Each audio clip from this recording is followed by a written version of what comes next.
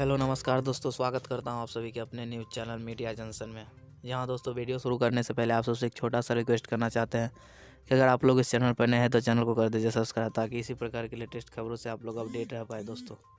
तो चलिए दोस्तों, बिना किसी देरी के वीडियो को स्टार्ट करते हैं।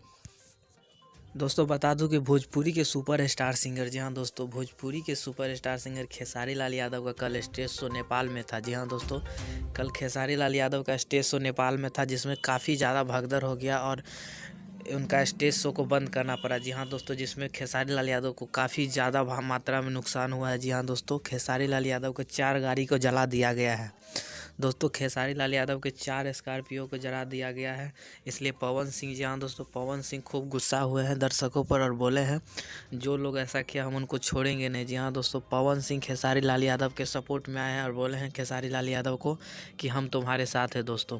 तो यही बताने वाले थे दोस्तों आज के वीडियो में। तो वीडियो कैसा लगा हमें कमेंट करके ज़रूर बताएं दोस्तों, और इसी प्रकार के लेटेस्ट खबरों से अपडेट रहने के लिए इस चैनल को सब्सक्राइब कर लें।